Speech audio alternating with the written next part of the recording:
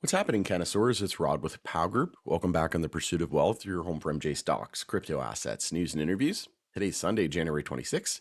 Hope you're having a great weekend. In this video, we're going to be discussing Senator Warren encouraging Musk and DOGE to end federal MJ prohibition. She's been very vocal recently. She also appeared on the late night with Stephen Colbert. I think a lot of people might have missed this or forgotten about it, where she said it's time to make MJ legal. And essentially, she says that they don't have a functioning Congress, and another way to do it would be to, just to not reschedule, but deschedule it and effectively legalize it. But because there's such a divided Congress, it's hard for Congress to really get anything done these days. But she's encouraging this to come from DOGE as well, basically to, bring in further tax revenue and cut spending on enforcement and things like that, right? We know that they're spending hundreds of millions of dollars, if not billions of dollars annually. And we'll see what DOGE comes up with, right? Now, I think, if you look at Elon Musk, if you look at Dana White and Joe Rogan, like a lot of his circle are very pro MJ, right? And I think it's going to create a ton of taxes, tax revenue, going to create a ton of jobs. So I think it makes sense. But before we get to this, make sure to smash the like, help support in the channel, all that good stuff. You can follow us over on X as well, formerly Twitter. Shout out to Elon. Handle for that is @GroupPow, and as always, not financial advice. So this was the video I posted. This was back on February 8th, 2024. And you can see, let's make MJ legal. Senator Elizabeth Warren power move with pro MJ stance. We know that she was running for Massachusetts again. She was running against John Deaton, and she did win.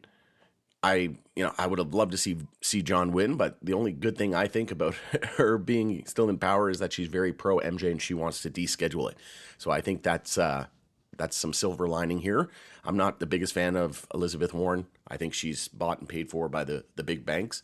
But there was also an article from J.P. Morgan Chase CEO Jamie Dimon. He said that if federal law changes, he said that we would probably support the MJ industry. So the writing's on the wall. You can see where we're going, right? Like this, they're setting it up, right? They're playing T-ball essentially, and they're just teeing it up super easily over the next couple of years for MJ to see meaningful reform. And I think just right now, there's just not a big push for it, right? And a lot of the same demographic, trades crypto, and right now, big tech, crypto, AI are stealing the show. That's, the place to be right now. And MJ's just not popular, but we're seeing everything that we need to see, to give us confidence that MJ is going to have its big bull run again. It's going to have its time in the sun, in the spotlight, right? It's just right now, it's not. They're just not garnering any attention. Here's the article here. J.P. Morgan Chase CEO says they probably would embrace MJ banking if law changes. Of course they would. And I've been saying for a while now that, I think it makes a lot of sense that we get federal reform with regards to banking in the U.S. first, so that we can position all of Elizabeth Warren's cronies and friends, right? The incumbents, the big banks. And, they're being disrupted by crypto as well. And that's another reason why you have all these lawsuits against these crypto companies, is because they're trying to slow it down. JP Morgan created its own crypto token for crying out loud, right? So in my opinion, I think it makes a lot of sense that we're going to see some sort of banking reform in the U.S., safer banking potentially, and then uplisting to the NYSE and the NASDAQ, so that these, big banks, these Wall Street banks, financial institutions, and hedge funds can get positioned, before they unleash the shackles and see, full-blown descheduling. I think that's ultimately where we're going to go. But I think, over the next 4 years, I think it's, very hopeful that we see descheduling. Is it possible? Chris Christie said that he believes that Trump will attempt to deschedule during his presidency. But I think, what's very realistic is legalization of medical, rescheduling, safer banking, all of those things. I think we can get done fairly quickly.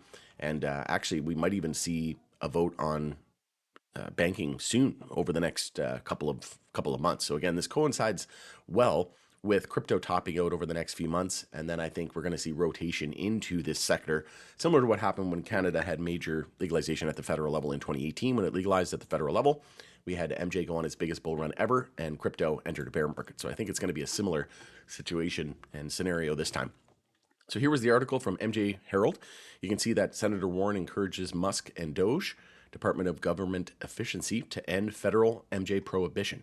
So U.S. Senator Elizabeth Warren has urged Elon Musk, chair of the Department of Government Efficiency, to prioritize smarter federal spending cuts, including reconsidering wasteful enforcement policies such as federal MJ prohibition. In a letter sent to Musk, Warren outlined 30 recommendations aimed at reducing government inefficiency while protecting critical programs like Medicare, Medicaid, and Social Security. The letter follows Musk's recent walkback of his ambitious pledge to cut $2 trillion in federal spending, scaling it down to $500 billion annually. And this is just a drop in the bucket, right? Like so many people say, like, "Oh, MJ's not going to save all of our, it's not going to solve all of our issues. It's not going to save us." But if we had that mentality towards everything, it's like electricity whenever it's on in your house, right? I just seen from Prince Edward Island, Canada, and I just saw an article on mainstream media there that they're encouraging people to not use as much electricity, but yet they want to, introduce electric cars and heat pumps and all these things that run off electricity. But the power grid is being disrupted, right? So if everybody says, "Oh, I'm not going to make a difference, this little bit isn't going to make a difference," well, then we're screwed, right? But yes, effectively, if you do it at such a large scale, a little bit from everybody helps, right? And we do this in all aspects of the economy and all aspects of the administration and Congress and all of these things, right? Cutting jobs and the IRS, I saw them cutting a bunch of jobs there. So, it's going to take time, but every little bit counts, right? But DOGE, a new federal agency created by President Trump in January 2025, he sent an executive order, was tasked with overhauling government bureaucracy and slashing waste.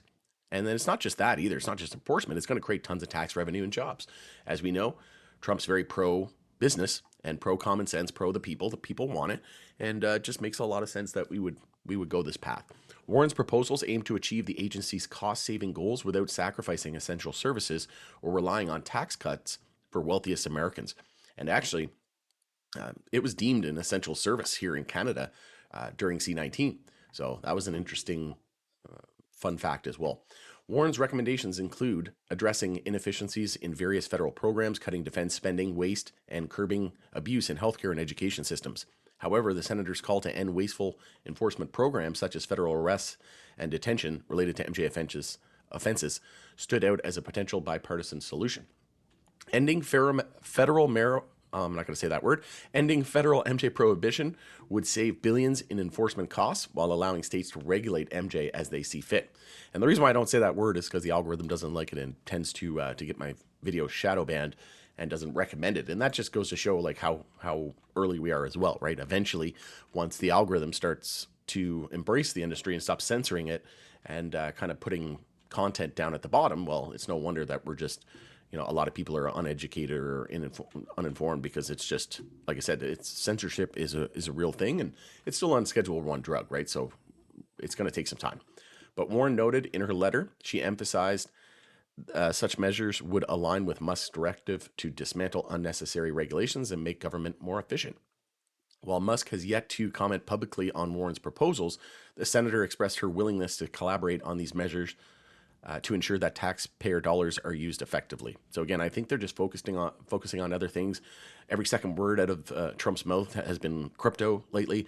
He was just at the WEF in Davos, and they're talking about making the U.S. the crypto and AI capital of the world. So again, I think they're going to focus on that. They'll see the blow off top coming over the next couple of months. Last time I checked, Trump's Liberty Financial was holding like almost $500 million in crypto. So yeah, they're gonna focus on crypto, and then it's gonna turn to MJ. Mark my words. When? That's a different question altogether. Nobody has a crystal ball, but I would expect some point in the latter half of 2025, and we probably will see banking as the first major domino to fall.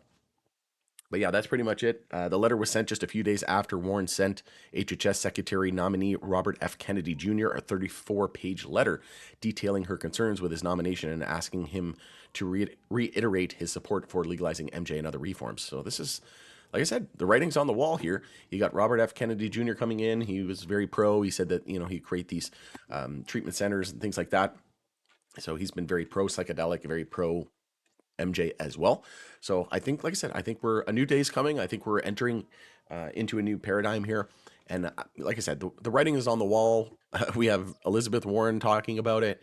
We've got RFK Jr. talking about it. Like I said, you got Trump hanging out with Musk and Dana White, and he was on Lex Friedman. He talked about how amazing it has been from a medical perspective, and doctors just aren't saying they're saying so many good things about it. So he was pro Florida legalization for Amendment 3. Said he'd be voting for that. And we know legalization is on the ballot potentially for 2026 in Florida again. So they'll have another crack at it. But like I said, the dominoes are falling.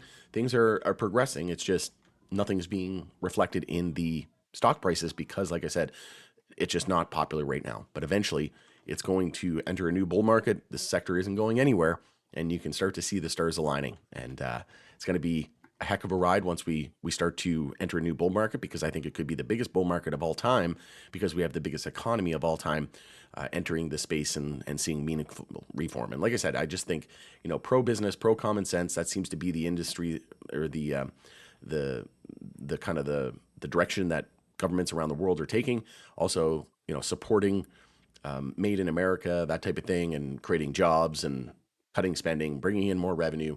And like I said, just pro common sense, pro the people, and the people do want it to be legalized, right? 70 to 80% of the country in the US wants it legalized in some form. So it's time to get with it and give the people what they want. All right, going in it there. Hope you have a great rest of your Sunday and weekend. It's Rod with Power Group. Thanks again for joining us in the Pursuit of Wealth, and we'll see you again on the next video.